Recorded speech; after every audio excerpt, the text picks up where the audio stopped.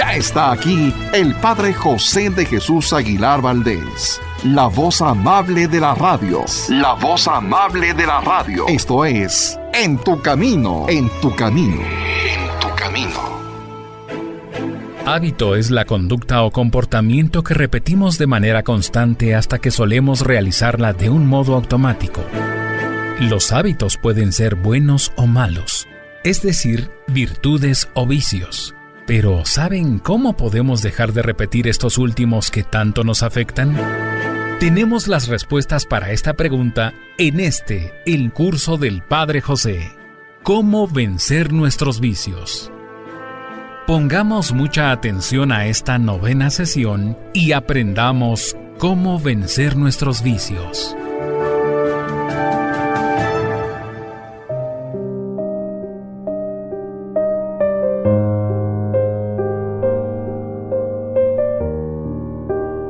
¿Qué tal, amigas y amigos? Bienvenidos a una emisión más de este programa en el que siempre trato de recordarles que nunca estamos solos. ¿Por qué? Porque de una o de otra manera Dios siempre está en nuestro camino. Y también lo está en el camino de la reflexión. Cada vez que reflexionamos y hacemos crecer nuestra conciencia, es Dios quien nos está ayudando a tener más luz. En estos programas estamos hablando de cómo los vicios que lamentablemente permitimos que crecieran en nuestra vida pueden ser vencidos, pueden ser corregidos a través de las virtudes, que es exactamente lo contrario a cada vicio. En el programa anterior estuvimos hablando de las virtudes de sobriedad, castidad y austeridad. Y pasamos ahora a la virtud de la generosidad, un corazón con manos. La generosidad es un privilegio y encanto de las almas grandes. Las personas generosas cautivan, contagian, inspiran y dejan huellas indelebles en los corazones. Se cuenta de un niño pequeño que todavía no sabía leer, que gastaba invariablemente su domingo comprando el periódico que otro niño vendía en una esquina. Su padre le preguntó, ¿por qué no compras mejor dulces o chocolates? Y el niño le respondió, compro el periódico para que ese niño tenga que comer. La generosidad consiste en desprendernos de nuestros bienes en favor de los demás. Nunca falta quien llame a nuestra puerta para pedir un poco de pan, un apoyo económico, un gesto de aprobación, una sonrisa, una caricia, un cuarto de hora de atención, un perdón. En definitiva, una ración de generosidad. Y muchas veces, lamentablemente, nuestra respuesta depende del momento, del ánimo, del humor que tengamos, y no debería ser así. El corazón generoso nunca tiene puesto el pasador y está dispuesto a dar lo que puede y a menudo un poco más. Claro está, la generosidad no se improvisa. El desprendimiento efectivo exige uno previo, el desprendimiento afectivo. Fíjate, el desprendimiento efectivo exige el afectivo. Solo un corazón desprendido de sí mismo y de sus cosas está dispuesto a dejarse despojar, y no hay que olvidar, por otro lado, que Dios es la fuente inagotable de toda generosidad, porque Él es amor, y el amor, enseña Santo Tomás de Aquino, se difunde por sí mismo. Su esencia es dar. En este sentido, cuando somos generosos revelamos a los demás el mismo rostro de Dios amor, su presencia viva y operante en nuestras fibras más profundas. Más que un superávit de bienes materiales, la generosidad requiere un superávit de amor. No consiste en dar lo que nos sobra, sino en compartir también aquello que necesitamos. Recuerdo a una vendedora de golosinas que se acercó a la ventana del auto mientras yo esperaba en la fila para cargar gasolina. Cuando abrí la ventanilla se dio cuenta que era sacerdote y con una amable sonrisa simplemente me dijo, «Padre, yo le quiero ayudar. Reciba estos cacahuates japoneses». Ahí está, una muestra de generosidad. Hay personas que no creen en la generosidad. Piensan que el mundo no se va a arreglar con caridades, sino con transformaciones más profundas, estructurales, y quizá tienen razón. Se requieren cambios de fondo en la organización económica y social para que globalmente haya menos hambre y pobreza material. Pero también es cierto que, como testimoniaba la Madre Teresa de Calcuta, por cada gota de dulzura que alguien da, hay una gota menos de amargura en el mundo. Afortunadamente, existen muchas instituciones que se dedican a canalizar las ayudas y asegurar que sean bien utilizadas. Es muy alentador constatar el florecimiento de tantas iniciativas y fundaciones de carácter social o religioso cuyo fin es aliviar las necesidades de quienes menos tienen. Sin duda, al participar y colaborar con estas formas de caridad institucional, vivimos la generosidad de una manera muy eficaz. Sin embargo, no hay que olvidar el valor de la ayuda directa, personal, cara a cara y mano a mano, siempre que sea posible, dándole así un rostro concreto y cálido a nuestra caridad. Un pan entregado con amor puede alimentar mucho más que 100 panes dados con frialdad. Pero la auténtica generosidad va más allá de dar cosas materiales, porque hay quienes necesitan comprensión, hay quienes necesitan que hablemos bien de ellos porque se encuentran deprimidos, otros necesitan reconciliación y piden a gritos nuestro perdón y una nueva oportunidad. Y a propósito del perdón, es el don más grande que podemos ofrecer en ocasiones, el que entraña más gratitud y generosidad.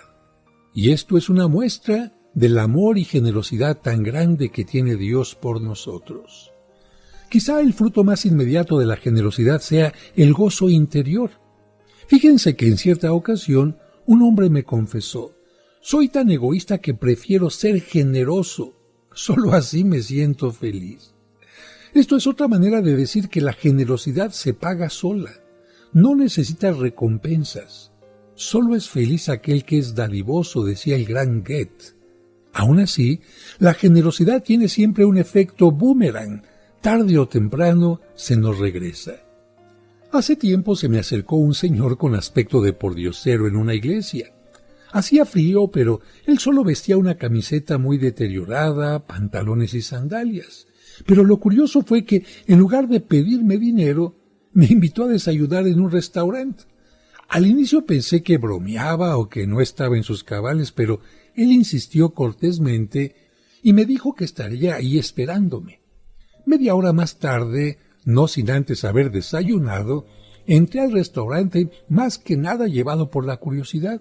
Y efectivamente, el señor estaba ahí ante una mesa bien servida y ahora en compañía de una mujer que a leguas parecía de la alta sociedad. Era su esposa. Me invitó a sentarme y me contó su historia. Empresario exitoso, dueño de 2 grandes fábricas de comida enlatada, vestía de pobre hasta la hora del desayuno y pasaba algo de frío para recordar sus raíces y mantener desprendido su corazón. De joven sufrió mucho, pero nunca se rindió. Con gran talento y tenacidad emprendió su negocio y le fue bastante bien.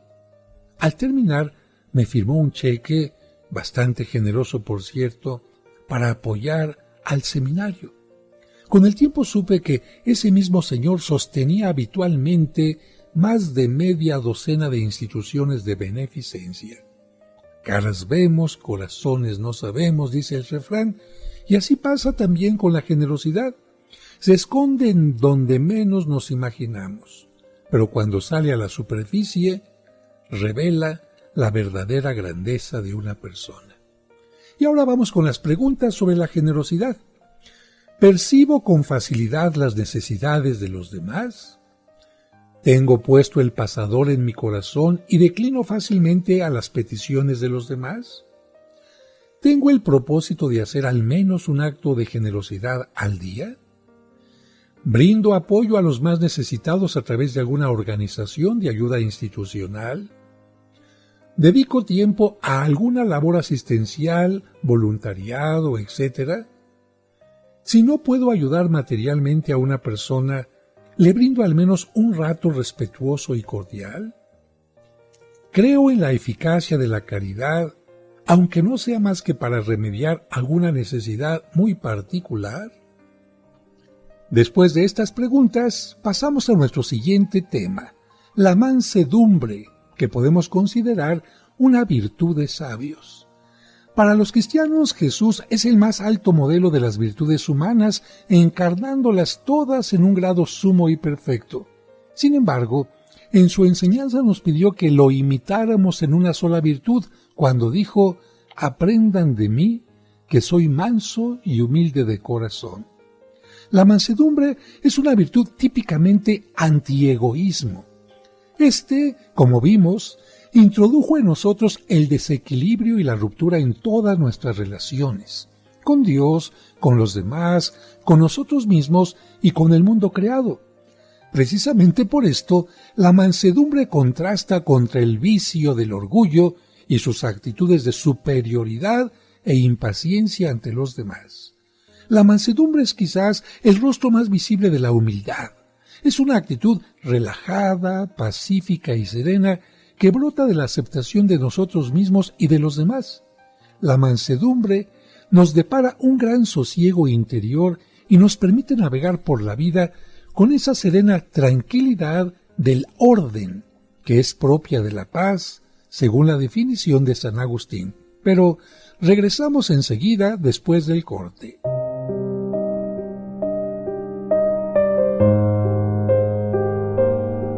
En un momento regresamos para seguir aprendiendo cómo vencer nuestros vicios.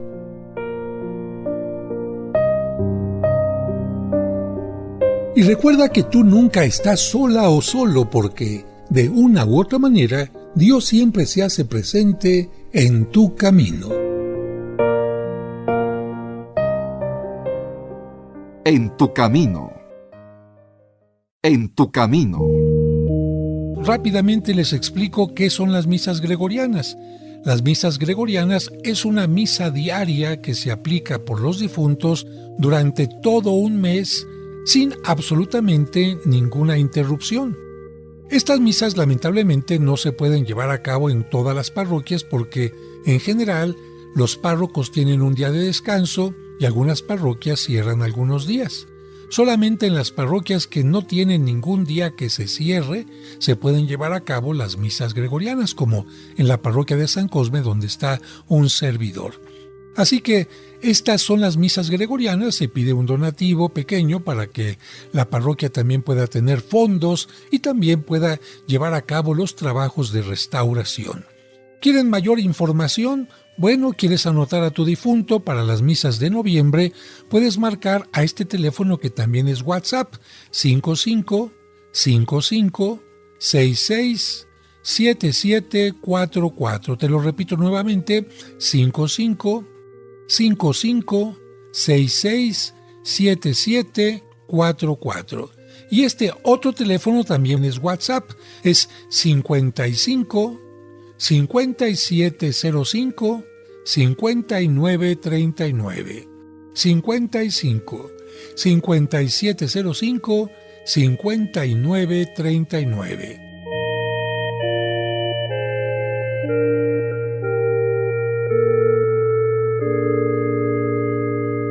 Sigamos escuchando el curso Cómo vencer nuestros vicios.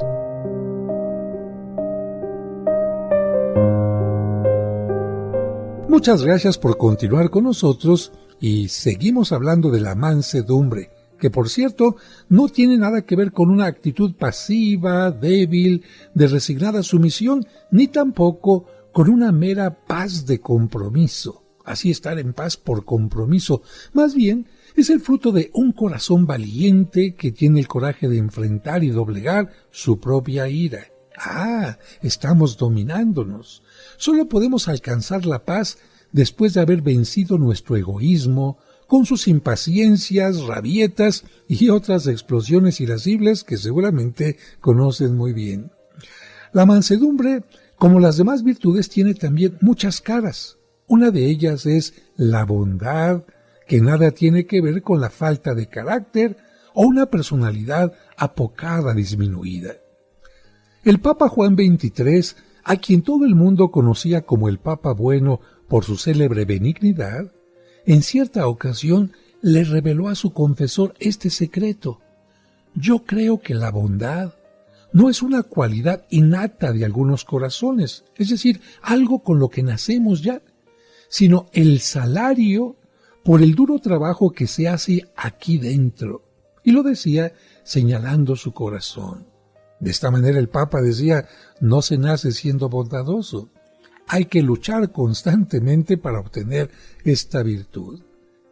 Un matiz de la bondad es la afabilidad, cuyas características son el trato cortés, el semblante amable, la mirada serena, la sonrisa franca, el gesto cálido.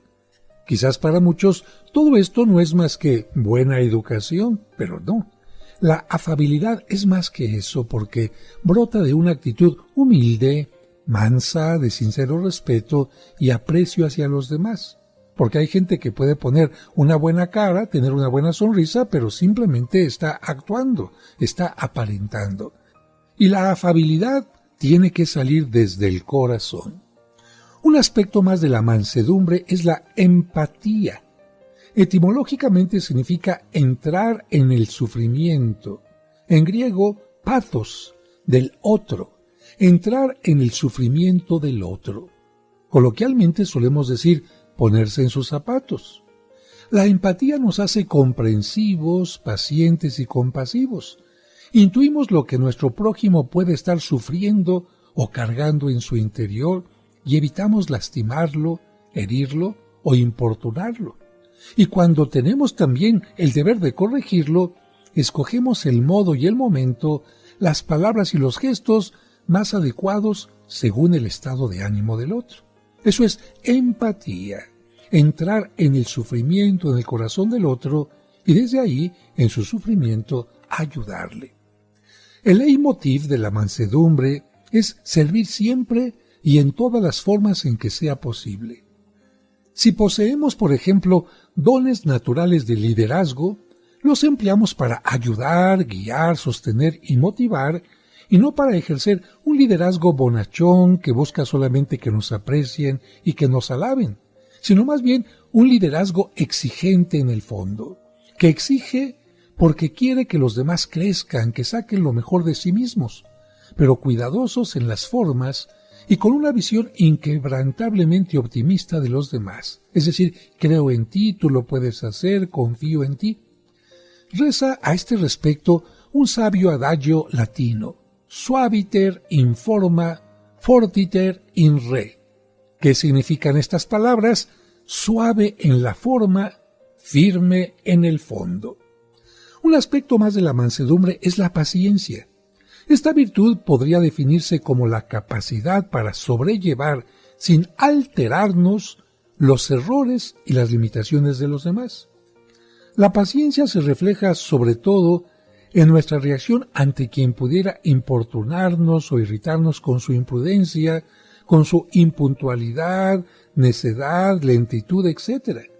Si somos mansos, reaccionaremos así, mansamente, sin acalorarnos ni irritarnos. La mansedumbre nos ayuda a perdonar también porque nos aporta un insumo básico del proceso del perdón que es la aceptación. Aceptación del otro con sus cosas positivas pero también con sus limitaciones. La mansedumbre en sí no nos sana las heridas pero nos predispone al poder curativo de la aceptación que supone reconciliarnos con la realidad, con esas heridas y situaciones que no podemos cambiar, sino solo asimilar y digerir, entender las situaciones del otro, sus limitaciones, sus heridas, sus errores. En el fondo, al desprendernos de nosotros mismos, la mansedumbre pone nuestro centro por encima y más allá de nosotros mismos, hasta tal punto que el bienestar de los demás, ¿sí?, el bienestar de los demás llega a importarnos tanto o más que el nuestro. Esta actitud esconde una profunda libertad interior que nos permite afrontar la vida y sus vicisitudes con un continuo «me parece bien». Y recuerda que Cristo nos pidió que lo imitáramos en una sola virtud cuando dijo «aprendan de mí que soy manso y humilde de corazón». Por eso tuvo tanta paciencia, Por eso sigue teniendo tanta paciencia con nosotros y piensa tanto en nuestro bien, a tal grado de que podría seguir muriendo en la cruz por ti y por mí. Y vamos a las preguntas sobre la mansedumbre. ¿Procuro mantener un rostro sereno y afable en toda circunstancia? ¿Soy cuidadoso en mis palabras y gestos para no herir a los demás? ¿Me mantengo sereno cuando tengo que corregir a alguien? ¿Sobrellevo con paciencia los errores de los demás? ¿Perdono con facilidad? ¿Ejerzo mi liderazgo o autoridad con suavidad y firmeza al mismo tiempo? ¿Suelo responder a los demás, ¿me parece bien? Bien, pues vamos ahora a nuestra siguiente virtud, que es la sencillez o el encanto de la simplicidad. ¿Qué es la sencillez? Bueno, la sencillez es una perla preciosa con un poder encantador. Si la vanidad repele, la sencillez atrae y cautiva a todo el mundo. Su concepto evoca simplicidad, transparencia, candor, un corazón sin doblez, todo lo contrario de la complicación, el rebuscamiento y la afectación que son propios de la vanidad. La sencillez crea personalidades desenvueltas, espontáneas, sin miedos ni complejos, porque no busca aparentar, sino ser uno mismo, una misma. Siendo sencillos, contrastamos toda forma de arrogancia y presunción, y aunque hayamos sido bendecidos con talentos y cualidades sobresalientes, los desarrollamos y utilizamos como si fueran normales. Camuflamos todo lo que hacemos, por extraordinario que sea, bajo la piel de lo ordinario. La presunción es todo lo contrario, y por lo mismo va en dirección contraria. Todo lo que hace, por ordinario que sea, quiere que parezca extraordinario. No han faltado grandes personalidades en la historia que han brillado especialmente por su sencillez, con ese mágico encanto de aparentar ser poca cosa. Recuerdo en particular a Juan Pablo I, el Papa de la Sonrisa, como se le llamó, quien atrajo inmediatamente la atención del mundo. ¿Por qué? Por su sencillez personal. Su papado duró solo 33 días, uno de los más breves en la historia de la Iglesia Católica, pero su sencillez, su sonrisa, dejó una huella profunda en muchos corazones, incluyendo en el corazón de su sucesor que quiso tomar su nombre, y se llamó Juan Pablo II. La sencillez nos ayuda a ser muy transparentes, a mostrarnos como somos sin pretensiones, a no usar máscaras ni disfraces, ni aparentar lo que no somos. La sencillez nos permite movernos siempre en el terreno de la verdad y nos ubica en nuestra realidad. La sencillez también nos lleva a reconocer algo difícil, nuestros errores abiertamente y sin justificaciones, con la madurez de quien sabe que equivocarse es humano y que en la vida solemos aprender más de los errores que de los aciertos. Además, todos sabemos que por intentar ocultar, silenciar un primer error, terminamos cometiendo otros más graves. La sencillez, paradójicamente, nos inculca un alto sentido de nuestra dignidad personal. La humildad nos hace sentir seguros y contentos con nosotros mismos. No necesitamos arrastrarnos ni asumir posturas serviles para granjearnos unas palmaditas o un agradecimiento. Además, nos vuelve refractarios a los sentimientos de inferioridad y, en general, a cualquier complejo. Reconocemos con objetividad nuestro valor y competencia sin compararnos con los demás ni sentirnos más ni menos. Incluso disfrutamos al exaltar y destacar las cualidades ajenas. El hablar bien de los demás llega a ser un gozoso entretenimiento. Y como a todas las personas nos gusta que reconozcan nuestras habilidades, todas las cosas positivas que hacemos, una persona que tiene esta característica hace que los demás siempre le aprecien. Vamos a un breve corte y regresamos enseguida.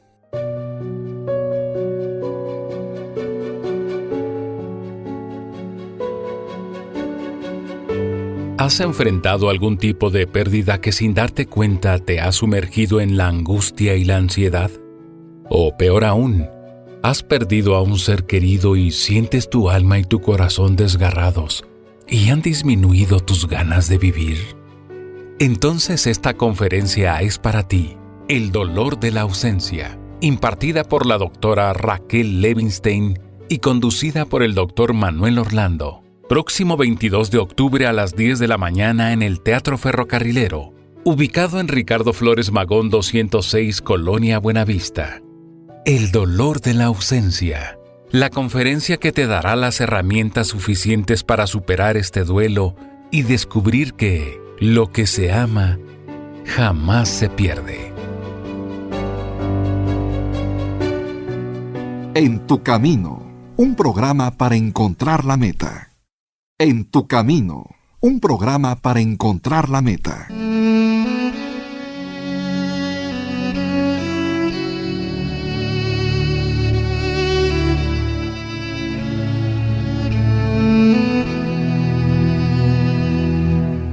Señor, en este momento hay alguien que llenó de rencor su corazón. Ayúdale a comprender que el rencor es como veneno que destruye. Te pido que les ayudes a perdonar a quien reconoce su error y le den una nueva oportunidad. Amén.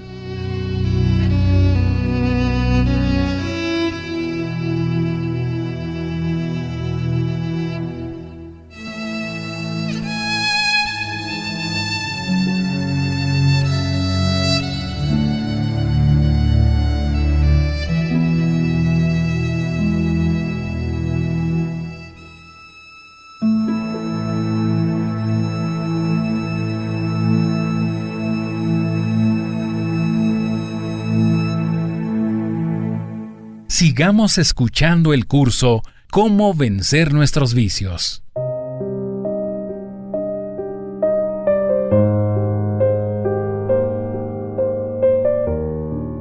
Muchas gracias por continuar con nosotros y seguimos hablando de la sencillez y concretamente de algo que se llama el candor.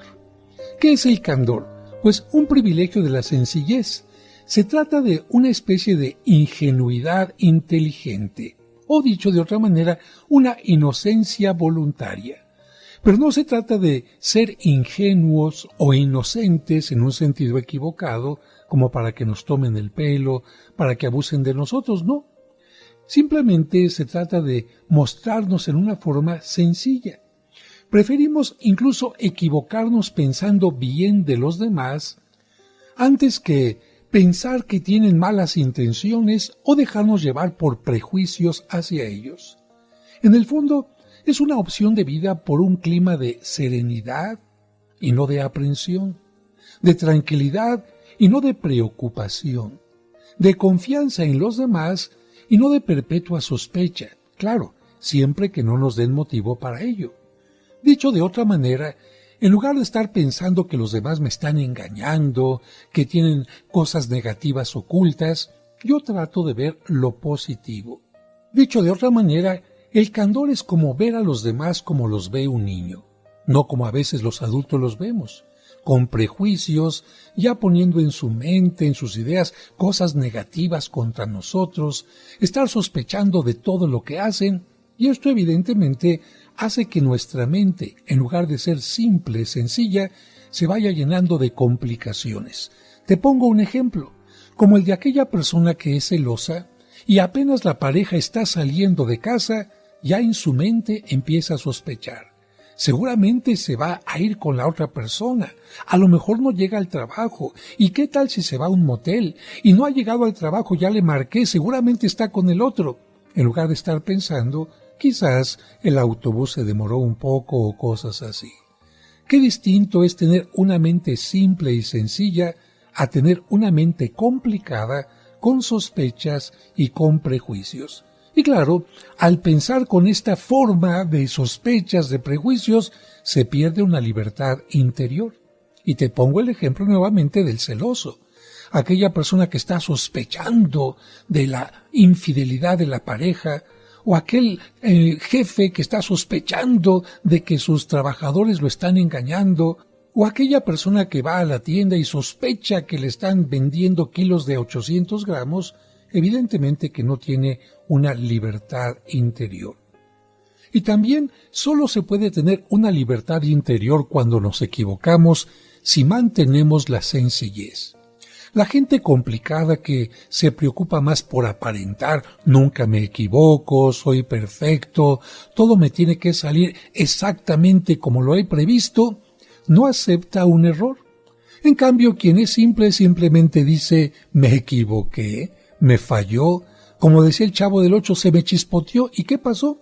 Soy humano, no hay ningún problema, corrijo, aprendo del error y sigo adelante.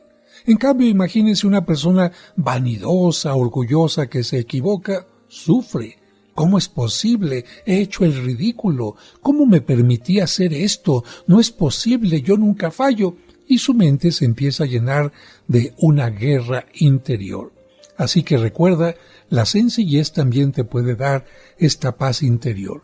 Quizás por esto Cristo habría dicho, hay que ser como los niños para alcanzar el reino de los cielos.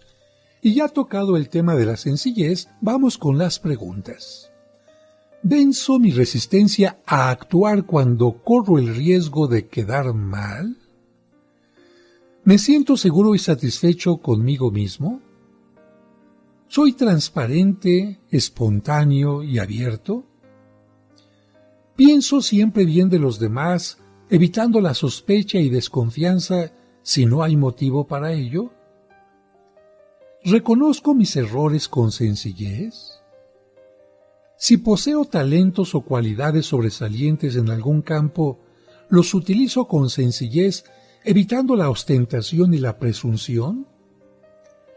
¿Rechazo la idea de que todo el mundo me está observando? Bien, pasamos al siguiente tema, que es la apertura. La apertura a los demás es un acto que requiere humildad, por eso decimos es un acto de humildad al reconocer que solos no podemos ir muy lejos. Y es también un acto de sensatez. No hace falta una mente muy aguda para descubrir que la humanidad subsiste gracias a una fina red de relaciones tejida a base de necesidades mutuas. Por ejemplo, tú ordeñas una vaca para tener leche, tú vas al campo y lo siembras para tener granos en tu comida, tú vas al campo también y siembras la verdura, tienes criadero de gallinas, de cerdos o de vacas para tener la carne, eres fabricante de plástico, eres una persona que fabrica vidrio. No, tienes una gran cantidad de cosas que recibes de los demás y precisamente por eso hay que estar abiertos para recibir cosas positivas de los demás y también, ¿por qué no?, su crítica y otras cosas. Pero no solamente recibir, porque seguramente tú también haces muchas cosas, tienes muchas habilidades, muchas ideas que pueden enriquecer esta red de relaciones. Y hablando de la red y de las necesidades, empecemos por decir que necesitamos de Dios. Somos obra de sus manos y soplo de su espíritu, para decirlo con el libro del Génesis. Sin el acto creador de Dios no existiríamos.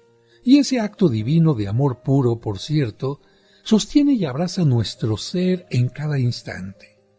La humanidad, siempre adolescente al fin, ha pretendido muchas veces zafarse de esta dependencia radical de Dios, pero cuanto más la ha negado, tanto más desnuda e incomprendida se ha sentido, como Adán y Eva se sintieron cuando se separaron de Dios. Es lo que el gran teólogo francés Henri de Lubac describió en un libro de título muy sugestivo, El drama del humanismo ateo. Las expresiones populares, si Dios quiere, Dios mediante, primero Dios, esconden un gran realismo y en el fondo una gran humildad. Expresan la convicción de que estamos más en las manos de Dios que en las nuestras. Abrirnos a Dios supone acudir a Él en todo momento, en lo grande y en lo pequeño. Solo Él tiene la visión completa de nuestra vida. Más aún, Solo Él conoce el proyecto que justifica nuestra existencia. Por lo tanto, ¿cómo no pedirle indicaciones para nuestra ruta?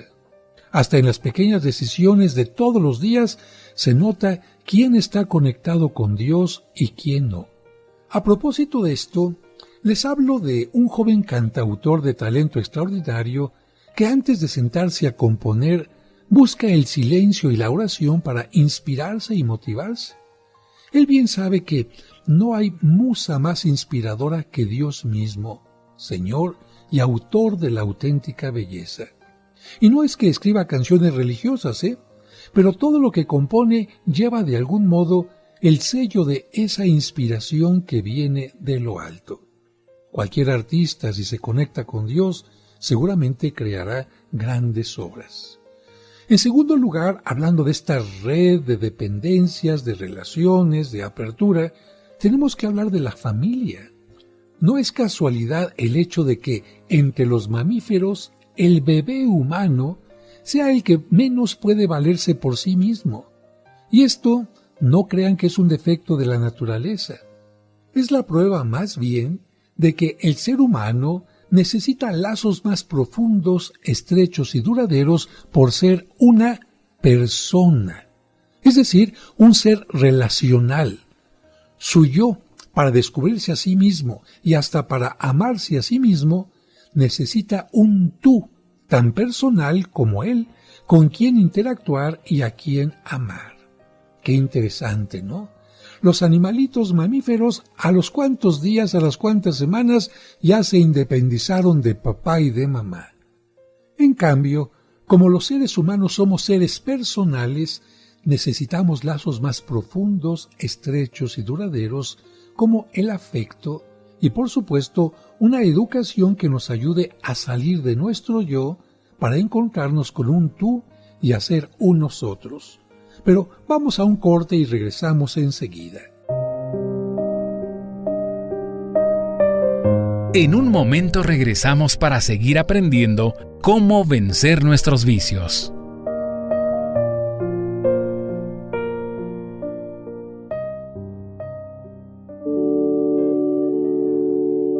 Dios te salve María, llena eres de gracia, el Señor es contigo. Bendita tú eres. No olvides hacer la oración del Santo Rosario y ofrecerlo a Dios y a la Santísima Virgen por tus necesidades. Madre de Dios. Octubre, mes del Rosario. Ahora y en la hora de nuestra muerte. Amén. En tu camino. Al reunirnos en nombre del Señor. En el nombre del Padre, y del Hijo, y del Espíritu Santo. Amén. La Santa Misa, celebrada por el Padre José de Jesús Aguilar Valdés, todos los domingos a las 12 del mediodía, aquí, en tu camino. Cristo está en medio. Sigamos escuchando el curso Cómo vencer nuestros vicios.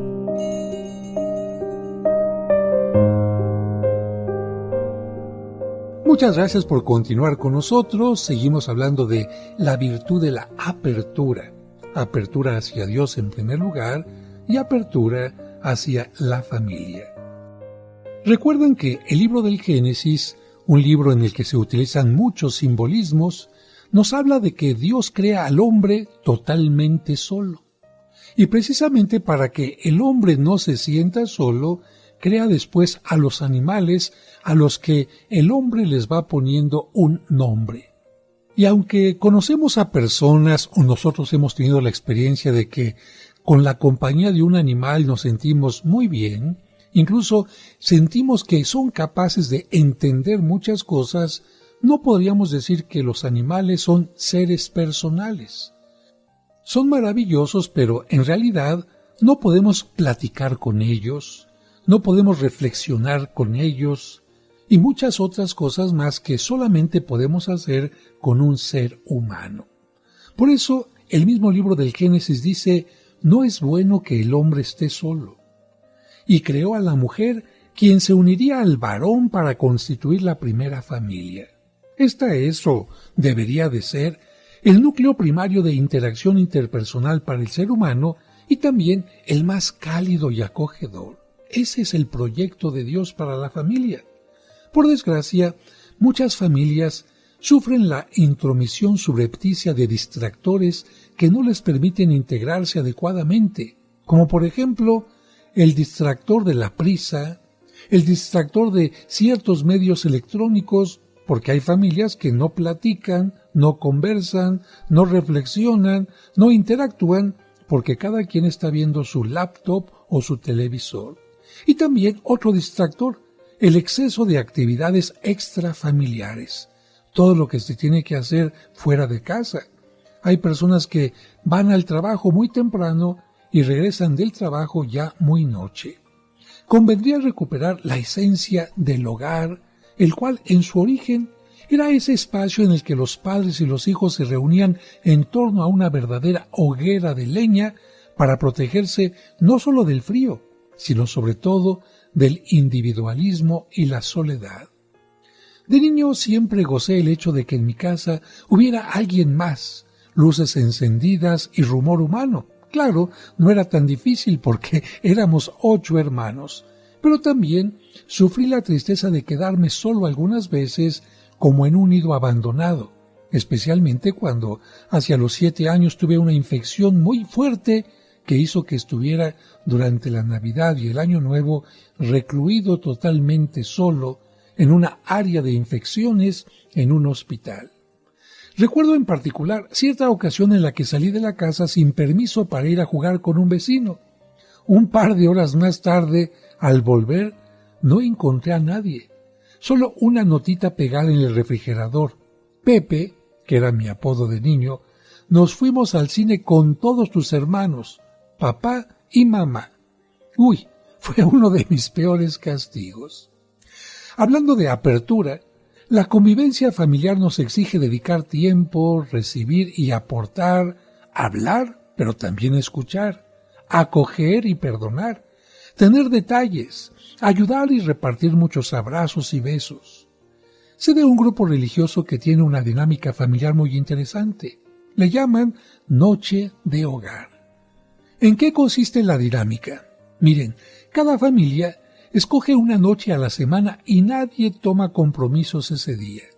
Llegada la noche, la familia se reúne en la sala, se lee un fragmento del Evangelio y cada uno lo comenta espontáneamente.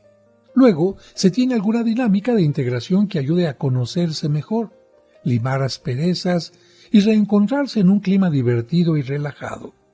Se hace un momento de oración y se pasa a la cena con algún toque especial y un ambiente casi festivo. Iniciativas como esta yo creo que pueden cambiar la fisonomía de una familia y darle una unidad casi indestructible. Bien decía un célebre predicador de los años 70, familia que reza unida, permanece unida. Yo tengo una especial admiración por los judíos porque ellos el sábado conviven todo el día en familia. Pero lo más hermoso es que cuando empieza el Shabbat, el viernes por la tarde, la mujer enciende las velas para recordar que ella de alguna manera tiene que ser fuego, calor, ternura en el hogar. El marido la bendice. El marido bendice a los hijos y después de orar juntos y compartir algunos pensamientos, cenan también juntos. Más aún, la religión judía pide que el hombre, si es posible, pase la noche con su esposa y tengan relaciones íntimas. ¿Qué hace esto? Que los judíos se mantengan siempre muy unidos. Y piensen un poco, los judíos han sufrido destierro, han sufrido exilio, han sufrido guerras mundiales, han sufrido exterminio. ¿Y por qué se mantienen tan fuertes? A mí me parece que es especialmente el ingrediente principal. Ojalá que los domingos, los cristianos por lo menos, conviviéramos también en familia, no solamente participando juntos de la Santa Misa, sino también de otras cosas que tienen que ver con la unión familiar. Pasamos a hablar ahora de un aliado de nuestra humildad, la amistad. Este elemento constituye otro espacio de apertura que nos ayuda a vencer la autosuficiencia.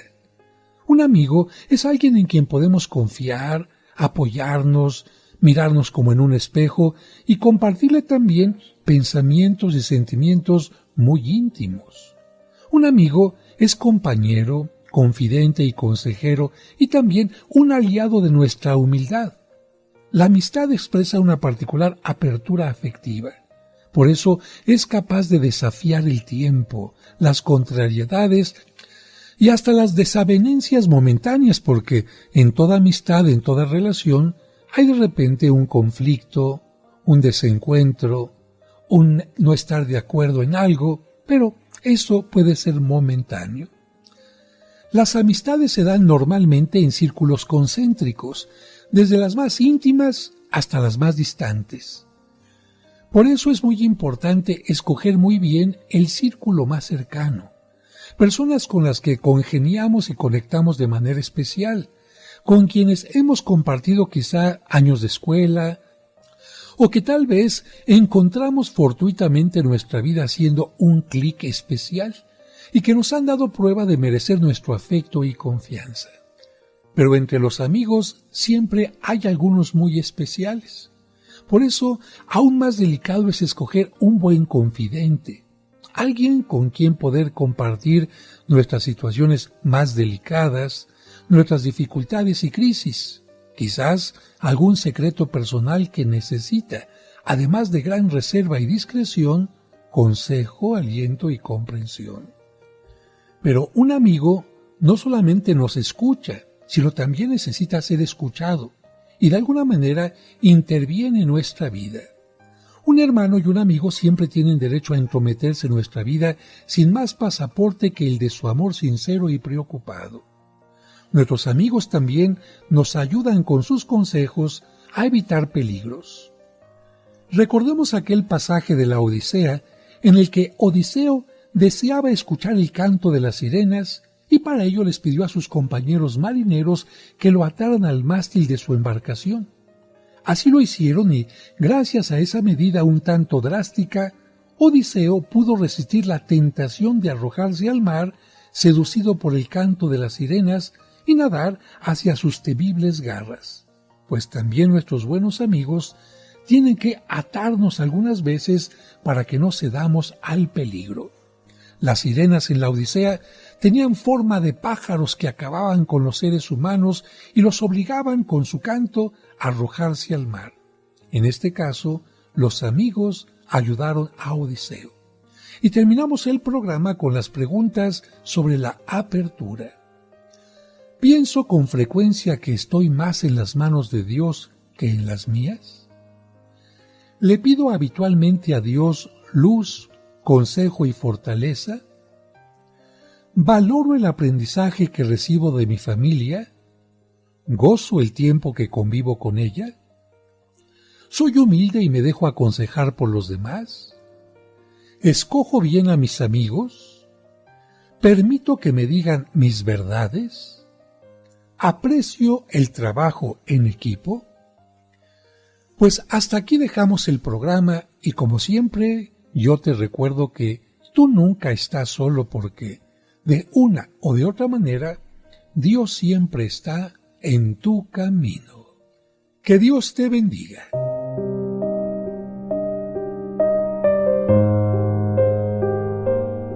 Por hoy terminamos nuestra sesión, pero mañana continuaremos aprendiendo cómo vencer nuestros vicios. Te esperamos.